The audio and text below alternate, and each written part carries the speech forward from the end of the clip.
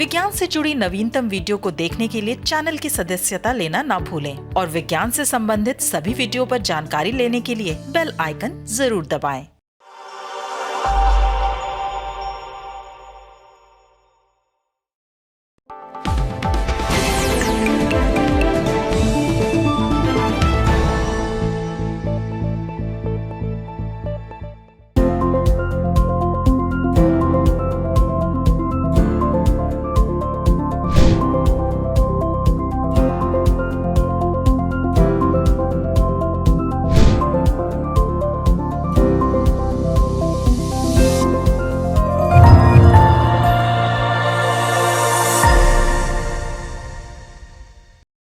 नमस्कार, वैज्ञानिक चेतना से लैस अनुसंधानिका में आप सबका स्वागत है।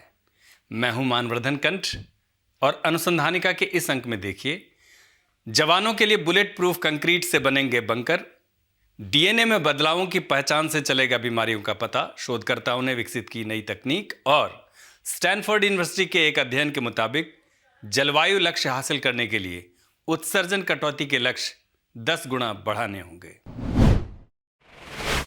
सीमाओं पर तैनात जवानों को ऐसे सुरक्षित संसाधनों की जरूरत होती है जो उन्हें दुश्मनों से रक्षा दिला सके। जवानों के बंकर वैसे तो मजबूत होते हैं, लेकिन यदि उन्हें बुलेट प्रूफ कंक्रीट से तैयार किया जाए तो फिर दुश्मनों के हमलों को न सिर्फ विफल किया जा सकेगा बल्कि उन्हें मुंहतोड़ जवाब भी दिया जा सकेगा। इसी विचार को केंद्र में रखते हुए भारतीय वैज्ञानिक अब बुलेट प्रूफ कंक्रीट से बंकर बनाने की तैयारी कर रहे हैं।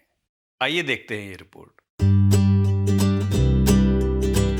वैज्ञानिक एवं औद्योगिक अनुसंधान परिषद यानी CSIR की भोपाल स्थित प्रयोगशाला advanced material and processes research institute यानी AMPRI के वैज्ञानिक बुलेट प्रूफ कंक्रीट की तकनीक विकसित करने पर काम कर रहे हैं। इस दिशा में उन्हें शुरुआती सफलता भी मिली है और अब लैब में इसका प्रोटोटाइप तैयार किया जा रहा है।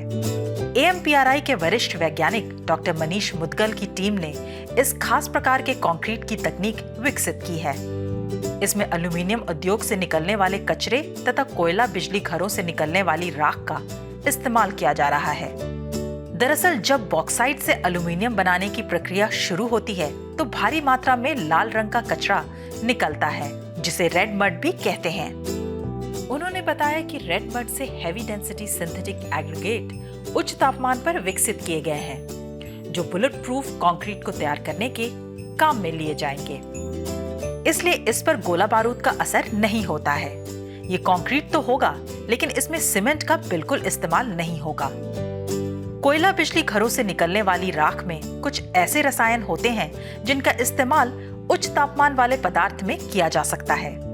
उन्होंने बताया कि बुलेट प्रूफ कंक्रीट की तकनीक तैयार करने पर कार्य चल रहा है, जिसे जल्द पूरा किया जाएगा।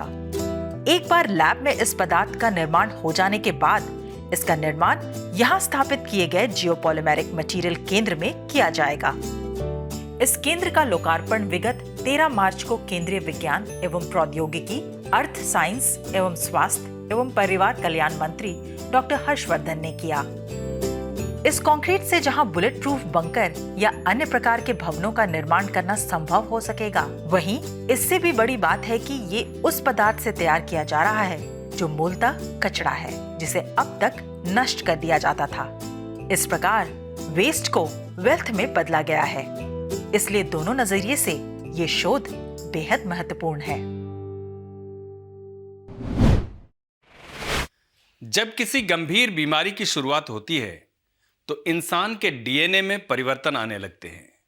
वैज्ञानिकों का मानना है कि इन परिवर्तनों का पता लगने से बीमारी का पूर्वानुमान लगाया जा सकता है तथा इससे बीमारी के शुरुआती चरण में निदान में मदद मिल सकती है। बेंगलुरु स्थित रामन रिसर्च इंस्टीट्यूट के शोधकर्ताओं ने एक नई तकनीक विकसित की है जिससे डीएनए में होने वाले बदलावों का पता लगाया जा सकेगा। आइए देखते हैं ये रिपोर्ट। रामन रिसर्च इंस्टीट्यूट विज्ञान एवं प्रौद्योगिकी विभाग के तहत एक स्वायत्त शोध संस्थान है। संस्थान के वैज्ञानिक प्रोफेसर गौतम कुमार सोनी, शोधकर्ता सुमंत कुमार कौशिक तथा अन्य वैज्ञानिकों के दल ने एक नई तकनीक विकसित की है जिससे डीएनए में होने वाले बदलावों का पता लगाया जा सकेगा।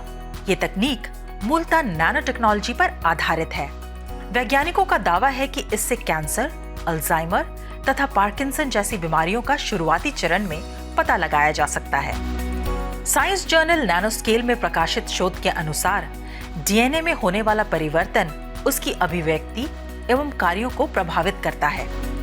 डीएनए आनुवांशिक संरचना के साथ साथ संरचना में होने वाले संशोधनों के माध्यम से भी कोशिकाओं को जीवित रखने के कार्य को नियंत्रित करता है।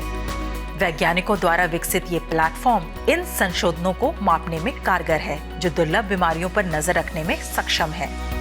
ये प्लेटफॉर्म इन संशोधनों को बेहद कम नमूने के साथ भी माप सकता है। मसलन महज एक डीएनए नमूने के जरिए भी इन बदलावों का पता लगाया जा सकता है। ये प्लेटफॉर्म डीएनए गुणसूत्रों के बाहर मौजूद अणु में सुपरकॉइल्ड शाखाओं के वितरण का मात्रात्मक मूल्यांकन कर सकता है।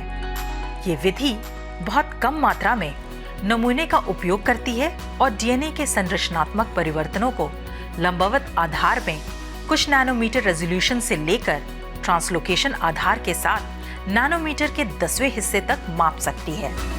वैज्ञानिकों के मुताबिक इस तकनीक से भविष्य में ऐसे नैनो बायोसेंसर विकसित किए जा सकेंगे जो डीएनए में बदलावों का पता लगा सकेंगे। शोधकर्ता अभी इस तकनीक का इस्तेमाल वायरस का पता लगाने के लिए भी कर रहे हैं।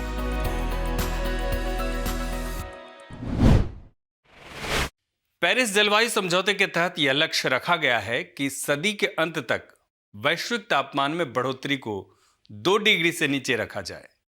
इसके लिए करीब करीब सभी देशों ने लक्ष्य भी निर्धारित किए हैं, लेकिन यह लक्ष्य नाकाफी है।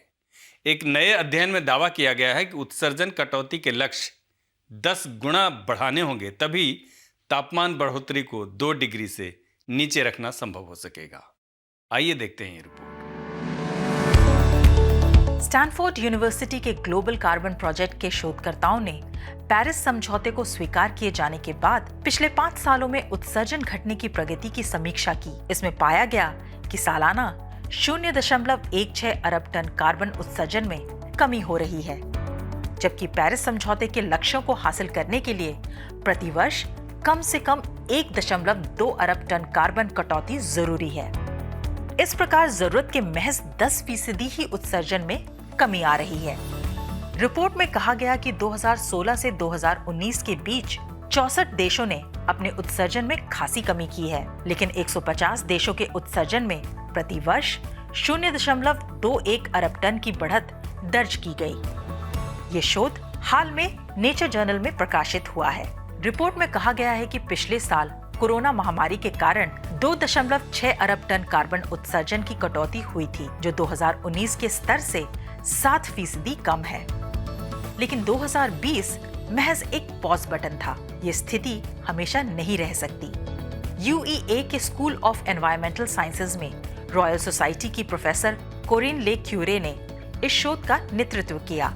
उन्होंने अपनी प्रतिक्रिया देते हुए कहा, पेरिस समझौते के बाद से कार्बन उत्सर्जन में कटौती करने के प्रयास शुरू हुए हैं, लेकिन बड़े पैमाने पर अपेक्षित कार्रवाई नहीं हुई है।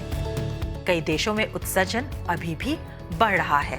रिपोर्ट के अनुसार उच्च आय वाले 36 देशों में से 25 ने 2011 से 2019 की तुलना में 2016 से 2019 के दौरान अपने उत्सर्जन में कमी की, जिसमें संयुक्त राज्य अमेरिका में 0.7% की वार्षिक कमी, यूरोपीय संघ में 0.9% और यूके में 3.6% की कमी शामिल हैं। 2011 से 2015 की तुलना में 2016 से 2019 के दौरान 99 उच्च मध्य आय वाले देशों के उत्सर्जन में कमी देखी गई, जो बताता है कि उत्सर्जन को कम करने की कार्रवाई अब दुनिया भर के कई देशों में चल रही है। उस समूह में मेक्सिको में 1.3% की कमी एक उल्लेखनीय उदाहरण है, जबकि चीन का उत्सर्जन 0.4% बढ़ा है। स्टैनफोर्ड विश्वविद्यालय के प्रोफेसर रॉब जैक्सन ने कहा कि लक्ष्यों को हासिल करने के लिए सभी देशों को 2050 तक शून्य उत्सर्जन के लक्ष्यों की प्रतिबद्धता व्यक्त करनी होगी या अपने लक्ष्यों को 10 गुना बढ़ाना होगा।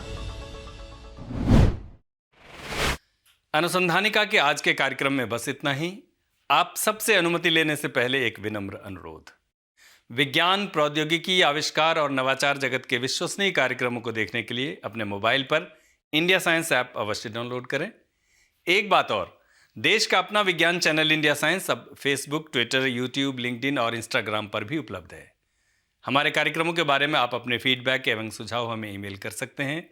हमारा ईमेल पता है feedback@indiascience.in। अगले सप्ताह हम फिर हाजिर होंगे अनुसंधानिका के रोचक अंक के साथ। तब तक आप अपना बहुत ख्याल रखिए और हमें दीजिए अनुमति। नमस्कार।